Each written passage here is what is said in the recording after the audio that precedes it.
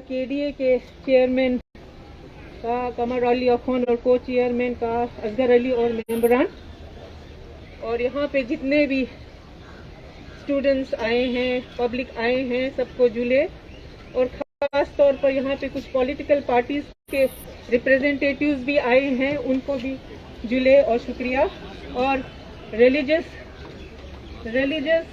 Organisations के भी यहाँ पे नुमाइंदे आए हैं, उनके लिए भी शुक्रिया हम एपेक्स बॉडी और केडी की तरफ से। और सबसे पहले मैं ये आप लोगों को बोलना चाहती हूँ कि आज हम लोग यहाँ क्यों बैठे हैं, हम क्यों प्रोटेस्ट कर रहे हैं। मेरे को लगता है जैसे आपके पहले हमारे जो स्पीकर्स हैं उन्होंने बहुत साफ शब्दों में आपको बताया कि हमारे लद्दाख में क्या प्रॉब्लम है। All is not well in Ladakh, Ladakh में सही नहीं चल रहा है सब कुछ। अब सबसे शुरू करें तो थोड़ा सा मैं ज्यादा समय नहीं लूंगी, but as a women representative मैं कुछ चंद अपने सोच विचार यहाँ रखना चाहूंगी। सबसे पहले तो मैं यहाँ पे लद्दाख के नहीं आउटसाइडर यहाँ लोग भी हैं, उनको मैं बताना चाहूंगी कि लद्दाख ने यूटी का डिमांड क्यों किया था। और ये डिमांड जो है आज की नहीं थी, 70 साल से हमने ये डिमांड किया था।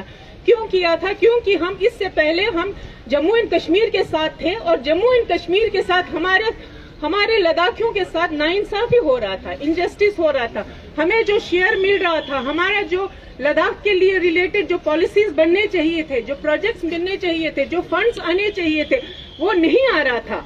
इसलिए हम लोग यूटी के लिए डिमांड कर रहे थे, और यूटी विद लेजिस्लेचर ये सोच के कि भाई हम सीधे अपने राजधानी दिल्ली से, सेंटर से हम कनेक्ट हो जाएंगे और हमारा लेजिस्लेचर होगा, और इस करके हमारा अपने डेमोक्रेटिक एक फोरम होगा, जिससे हमारे लोगों के नुमाइंदे होंगे, पब्लिक रिप्रेजेंटेटिव होंगे, वो हमारे कानून बनाएंगे, पॉलिसीज बनाएंगे, फंड्स बनाएंगे। ये सोच के हमने यूटी डिमांड किया था, और बड़ी खुशी की बात है। और हम सब लद्दाखियों की तरफ से बहुत धन्यवाद कहते हैं हमारे प्रधानमंत्री श्री मोदी जी का और हमारे होम मिनिस्टर अमित शाह जी का कि भाई हमें 5 अगस्त 2019 में लद्दाख को यूटी डिक्लेयर किया गया। उस दिन आपको मैं बता नहीं सकती हूँ कि लद्दाख में कितनी खुशी हुई थी, कितना लोगों में एक बहुत सारा मतलब जोश था, खुशी थी। 4 तारीख को हम जम्मू कश्मीर के स्टेट के अंडर थे, और 5 तारीख को हम एक यूनियन टेरिटरी बन गए थे। हमारा ये था कि हम यूनियन टेरिटरी बना था, उस दिन सिर्फ हमें लेजिस्लेचर नहीं दिया गया था, फिर भी हम यही सोच के खुश थे कि वे जो भी है हम सेंटर के साथ कनेक्ट हो गए हैं, आज हमारे कोई सुनेंगे। 1 महीना बीता, 2 महीना बीता, 31 अक्टूबर का हमारा सिस्टम पूरा यूटी का बन गया। 3 महीने का बाद बहुत खुशी हुई हम सबको, मगर हमारा उसके बाद 6 महीना बीत गया, साल बीत गया। उसके बाद हमें पता चलने लगा कि ये तो उल्टा ही हो गया है, क्योंकि हमारा लेजिस्लेचर नहीं था, हमारा कोई प्रोटेक्शन नहीं था, हमारे लैंड को लेके कोई प्रोटेक्शन नहीं था, हमारे बच्चों की एजुकेशन को लेके कोई प्रोटेक्शन नहीं था, उनके जॉब्स के लेके प्रोटेक्शन नहीं था, हमारे एनवायरनमेंट, इकोलॉजी, हमारे कल्चर, ट्रेडिशन, कुछ को लेके प्रोटेक्शन नहीं था। इस करके हमारे बहुत प्रॉब्लम हमें समझ आया। और उससे जरूरी बात यह है कि भी हमारे जो सीनियर लीडर्स हैं, खासकर पाथुकन सेवांग जी के लीडरशिप में जो हमारे और वेटरन लीडर्स हैं, उनको तो बिल्कुल अच्छी तरह समझ आ गया भाई ये यूटी जो है ये और भी खतरनाक है, इसलिए हमें इसमें कुछ सेंटर से अपील करना पड़ेगा। हमने अपील किया कि हमें जो है लेजिस्लेचर दिया जाए और 6 शेड्यूल दिया जाए। वो क्यों जरूरी है? आप लोग सोचते होंगे कि क्योंकि मैंने देखा सोशल मीडिया में कुछ आउटसाइडर बोले, हमारे लद्दाखी बोले या नॉन लोकल लद्दाखी बोले, वो लोग ये कमेंट करते हैं कि भाई इनका तो पेट भर ही नहीं रहा है, पहले यूटी बोला, यूटी दिया, तो अब ये लोग बोल रहे हमें 6 शेड्यूल चाहिए, और उसके बाद आप बोल रहे हमें स्टेटहुड चाहिए। इसके लिए मैं आपको एक बात क्लियर करना चाहती हूँ कि हमारा जो है, मैं भारत प्रधानमंत्री जी से ये बोली, हमारी बदकिस्मती है कि यूटी तो हमारा डिमांड था, मगर अभी जैसे मेरे बाकी दोस्तों ने बोला कि भाई हमारा जो है ट्राइबल जो है 97% हमारा ट्राइबल लद्दाख में है, रहते हैं ट्राइबल्स। उसके तहत फिर हमारे आर्टिकल 244 कॉन्स्टिट्यूशन के तहत हमारा 6 शेड्यूल में बिल्कुल फिट बैठता था। हमें नहीं दिया गया, चलो कोई बात नहीं, बट हमें यूटी दिया गया। अब हम ये डिमांड कर रहे हैं कि भाई अगर भारत के संविधान के तहत अगर आप ट्राइबल एरियाज हो, चाहे भारत में कहीं भी हो, जिसमें से सबसे जो नाजुक है वो लद्दाख में जो है ट्राइबल्स है, उनको आप अगर प्रोटेक्ट करना चाहते हैं तो 6 शेड्यूल जो है बहुत ही महत्वपूर्ण है और हमें 6 शेड्यूल देना बहुत ही जरूरी है। अगर आप ट्राइबल्स को प्रोटेक्ट करना चाहते हैं और लद्दाख को प्रोटेक्ट करना चाहते हैं, क्योंकि आज की सूरत में डेमोक्रेसी जो है बिल्कुल खत्म है। तो अभी आप देख सकते हैं सोनम वांगचुक जी जो है इस प्रोटेस्ट में जुड़ चुके हैं, अभी आए हैं और आप देख रहे हैं कि आते ही उन्होंने जो है बैनर अपने हाथ में लिया है जिसमें लिखा है we demand 6 schedule for protection of environment. आप लोगों को यकीन नहीं होगा, हमारे अभी तक 3 साल ज्यादा हो गया है, एक भी अभी रिक्रूटमेंट नहीं हुआ है बच्चों का। आप इन बच्चों का भविष्य क्या होगा आप लोग खुद समझ लीजिए। इसलिए हम मांग रहे हैं कि भाई हमें यूटी होना चाहिए, 6 शेड्यूल होना चाहिए, सो दैट हमारे लैंड, हमारी कॉलेज और हमारे बच्चों की भविष्य को और लद्दाख के भविष्य को हम प्रोटेक्ट कर सके। और सबसे पहली बात, जरूरी बात यह है कि लद्दाख में जो है लैंड जो है, जमीन जो है वो बहुत ही चिंताहीन बन चुकी है, क्योंकि लद्दाख का जितना भी लैंड है ज्यादातर स्टेट लैंड है और स्टेट लैंड हमारे ऐलान 38 के तहत, नो तोड़ कानून के तहत वो जो है वो लोगों के इंतकाल में आ गया है, वो मुस्तकिल टेनेंट्स बन चुके हैं।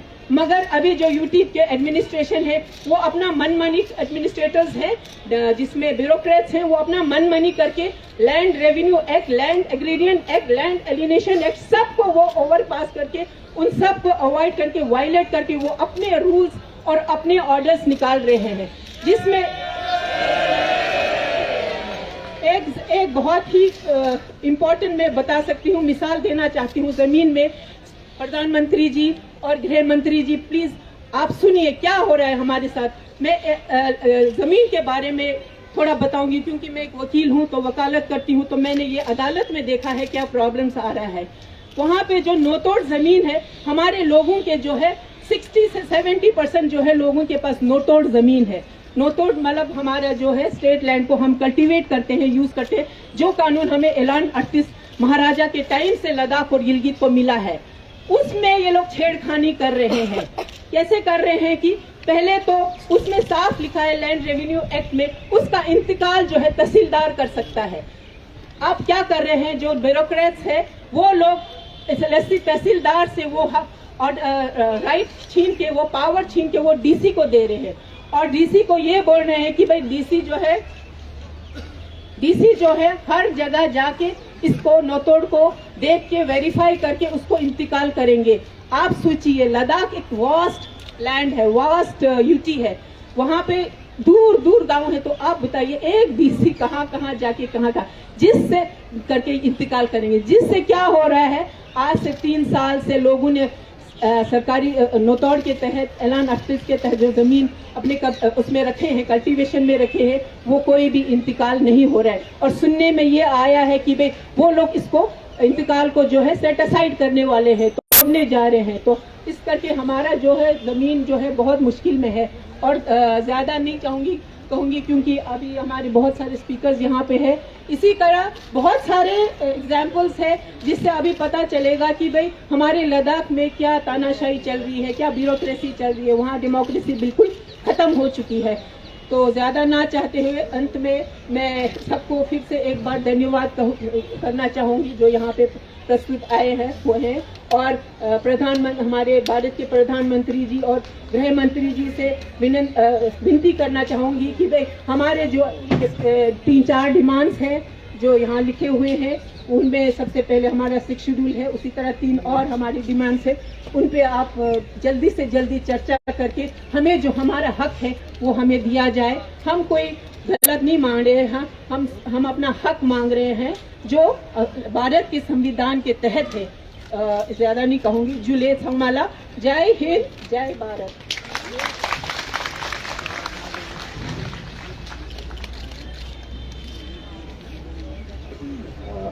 Thank you ma'am.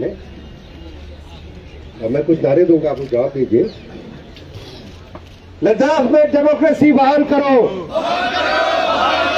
लद्दाख में डेमोक्रेसी बहाल करो, लद्दाख को 6 शेड्यूल देना होगा, लद्दाख को 6 शेड्यूल देना होगा, लद्दाख को स्टेटहुड देना होगा, लद्दाख को स्टेटहुड देना होगा। इसके बाद मैं कारगिल डेमोक्रेटिक अलायंस के मेंबर सजाद करगिली से गुजारिश करूंगा कि वो यहाँ पे आके अपने ख्यालात का इज़हार करें।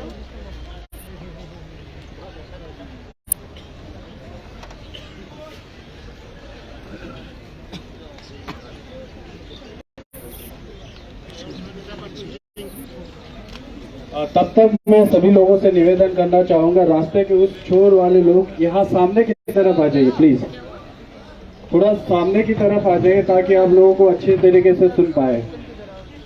धन्यवाद।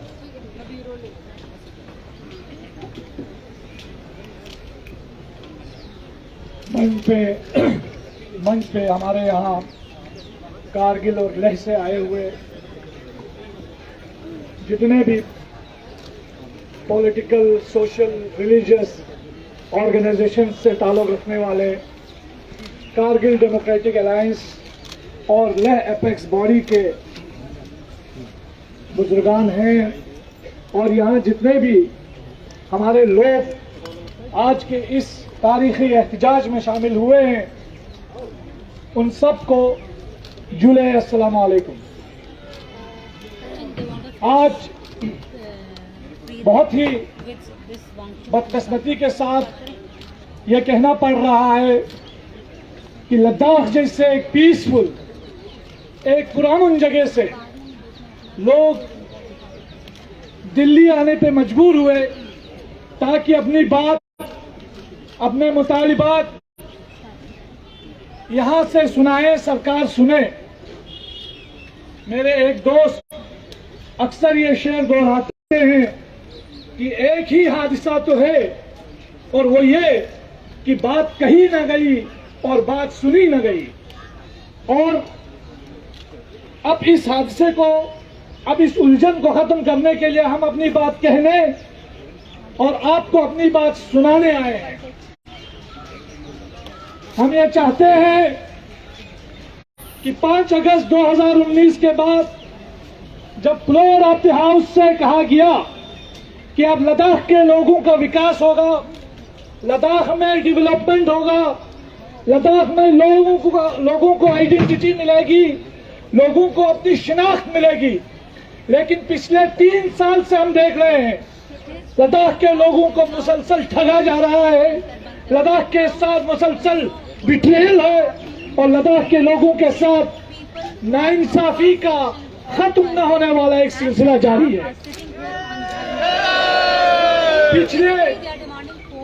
पिछले 3 साल के अंदर लद्दाख में इतनी तब्दीली हुई कि एक हमारे एलजी साहब को जो 60 बरस के हैं, उन्हें तब्दील करके एक 80 बरस के एलजी साहब को वहां पे इस बार भेजा जा रहा है। हमने देखा इन 3 सालों में सरकार ने बातचीत के नाम पे डिलेइंग टैक्टिक्स के जरिए लद्दाख के लोगों को नफ्सियाती तौर पर ह्यूमिलिएट करने की कोशिश की, और हमारे लोगों के साथ, हमारे लीडर्स के साथ, हमारे लोगों की सादगी का फायदा उठाते हुए, शराफत का फायदा उठाते हुए हमारे लोगों को हमेशा मुख्तलिफ बहानों से टरकाया गया।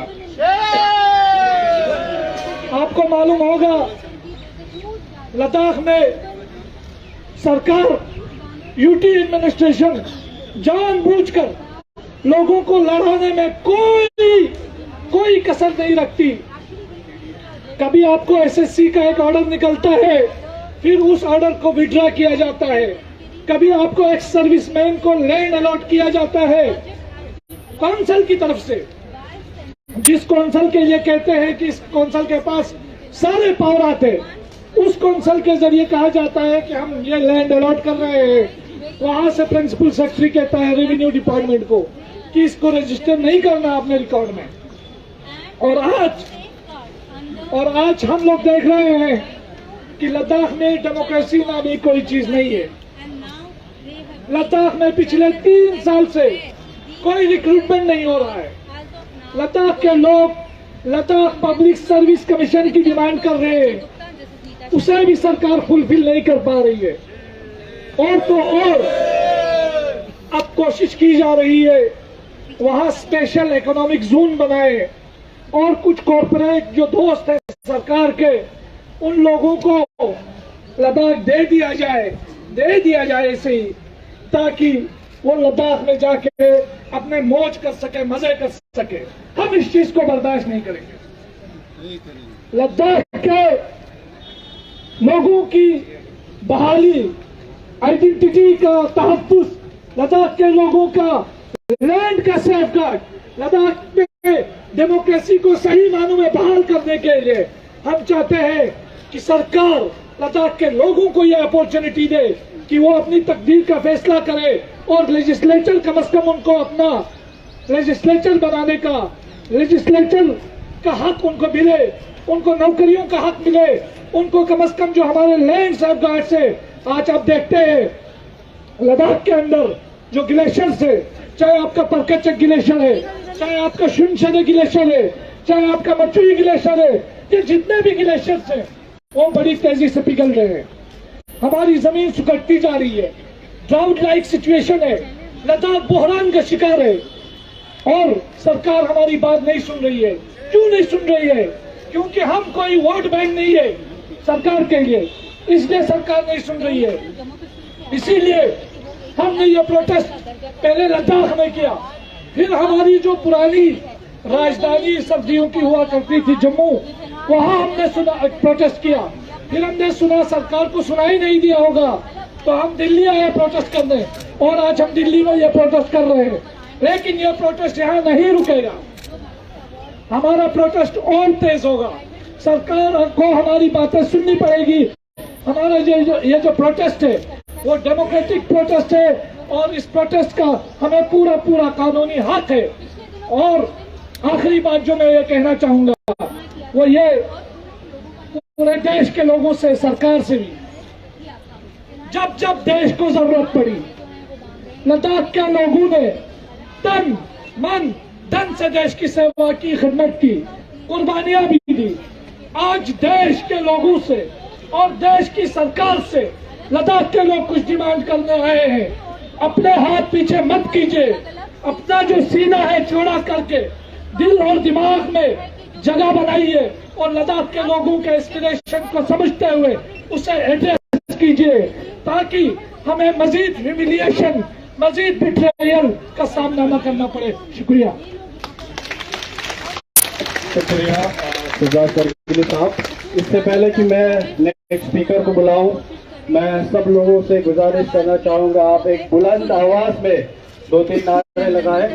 लद्दाख में डेमोक्रेसी बहाल करो, लद्दाख में डेमोक्रेसी बहाल करो, लद्दाख को 6 शेड्यूल देना पड़ेगा, लद्दाख को 6 शेड्यूल देना पड़ेगा, लद्दाख को स्टेटहुड देना पड़ेगा,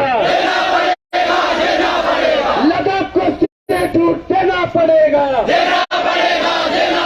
धन्यवाद। तो इसके बाद मैं अंजुमान मोइनुल इस्लाम के प्रेसिडेंट का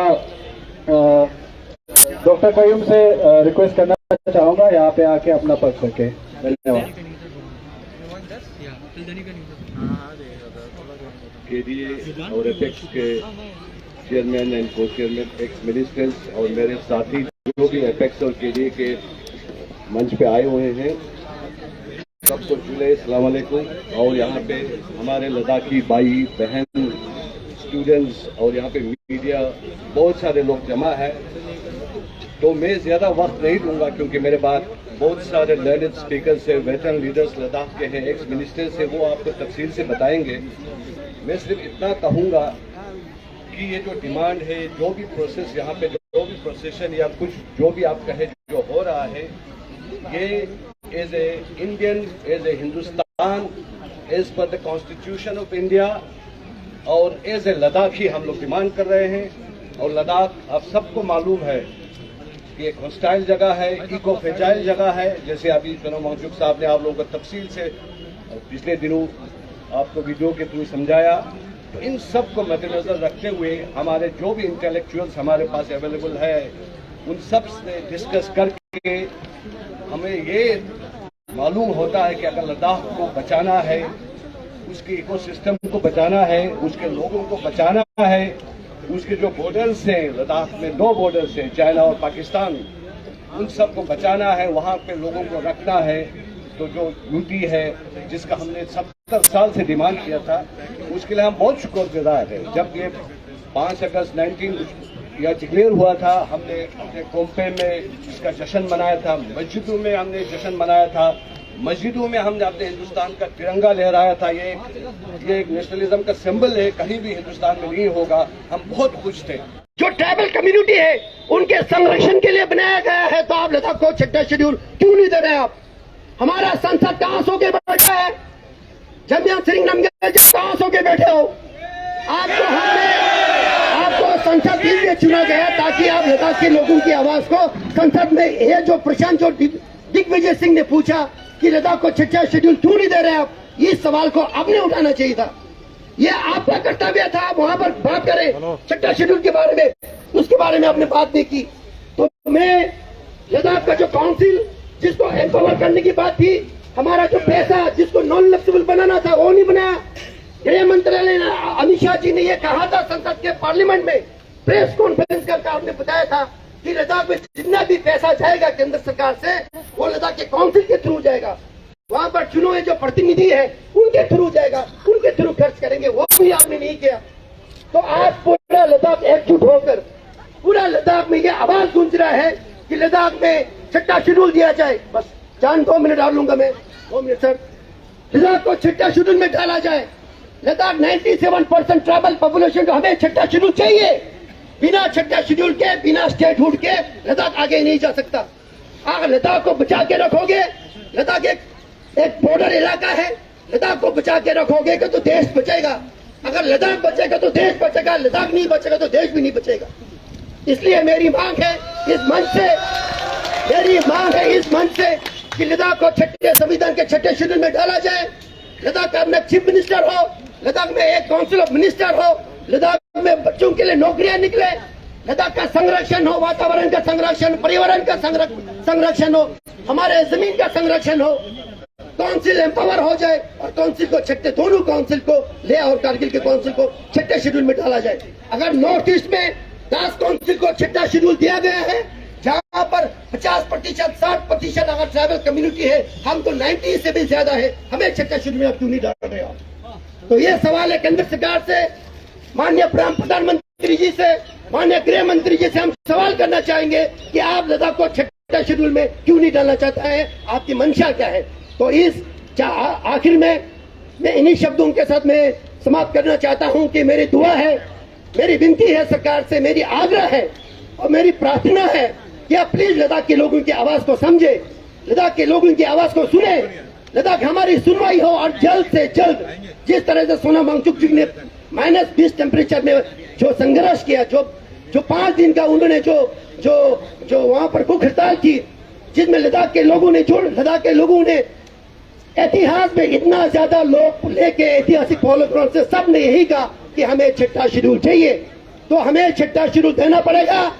जब तक 6ठा शेड्यूल नहीं देंगे लद्दाख का डिमांड पूरा नहीं होगा।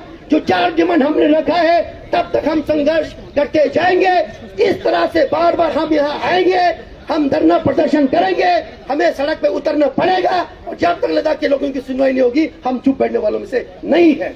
इसलिए मैं आखिर में आप सबका मैं धन्यवाद देना चाहूंगा। आप सब ने अपने कीमती समय निकलकर जंतर मंतर की इस ऐतिहासिक स्थल पर आप सब पहुंचे।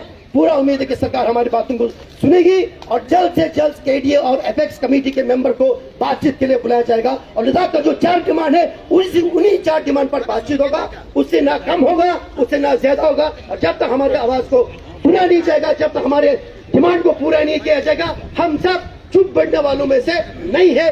देश की रक्षा करने में हम आगे बढ़ेंगे, हमारे जवानों का साथ देंगे, बलिदान देने के लिए तैयार है, बट जब तक लद्दाख के लोगों का आवाज को अब सुना ही नहीं जाएगा तब आप चुप नहीं बैठेंगे। जय हिंद, जय भारत, हमारा जुड़े।